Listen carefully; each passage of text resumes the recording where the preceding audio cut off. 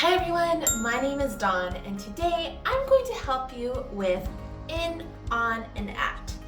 These are prepositions that always get confused all the time. So if you want to learn more about how to not make the mistake of in, on, and at, keep watching this video. If you are currently learning English or if you know somebody who's learning English, go ahead, like and subscribe to this video, share this video around to your friends, and learn English together. Alright, so this is going to be a pretty heavy topic, and so I want to kind of break this down in the easiest way possible with a visual guide. So, as we're going to learn about prepositions for in, on, and at, I decided that I was only going to focus on place for this video. Later I will make a part 2 video, which is in, on, and at for time, but in this video it's only going to be about place.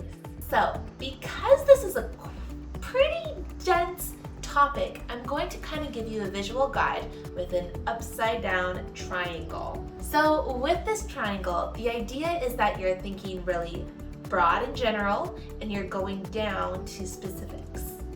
And this is how it works. Whenever we use in, it's very broad, and then in the middle it's on, and very specific, we use at. Okay?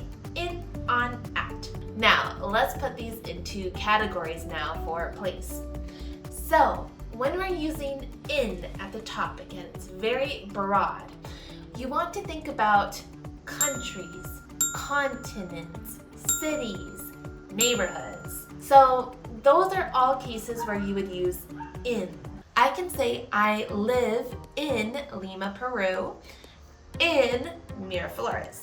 So this is a city and a neighborhood. So I live in Lima, in Miraflores. Or I could say my mom lives in Canada. Her family is in Italy. So here we are using countries. Now I could also say it for continents. I would love to work in Africa. Or I stayed in Asia for a layover. So there you have the idea. We're using it for big continents, countries, but even cities and even neighborhoods in the city. So those are all categorized as in the biggest part of our triangle up top. However, we can also use in if we're talking more about enclosed spaces. So for example, inside a house, I could say I like to do my homework in my room because the house is an enclosed area, and inside you would have in. So she is in the living room, she is cooking dinner in the kitchen. And also it can be for things like actual literal placement, like my books are in the box. Alright, so I hope that clears up when we use in. Now let's go a little bit more narrow to on. So when we're using on, that normally means we are just talking about like a street or an avenue if we're talking about something that's more specific. So for example, if I said I lived in Lima, in Miraflores, but on Javier Prado. So that's just a street name, it's an avenue name. And so if I'm talking about somewhere along a street or an avenue, then I would say on. For example, I live on Baker Street. The museum is located on Brooks Avenue. The house we are looking for is on Route 50. Alright, so as we're talking about, we're just talking about in general for streets and avenues. We're not talking about the specific place along the street, we're just talking about the street in general. However, with on, we can also use it when we are talking about things that are literally on a surface. So for example, my computer is on my desk, the newspaper is on the table, and maybe I want to be at the park and I like to lay on the grass. Okay, so my body is physically on the ground surface, on the grass. And also we can use it for anything that is on the wall, even though it's not directly on, it is still on, but on the wall. So I could say, I want to put these pictures on the wall. So that is the middle part, on. Now, let's go a little bit more narrow when we're talking about at. So when we use at for a place, especially for an address that's very specific. So for example, I use the examples of I live in Lima, in Miraflores, on Javier Prado, but now I live at 245 50th Place, Northeast, Javier Prado, Lima. That's just like a very vague example. That is not my real address.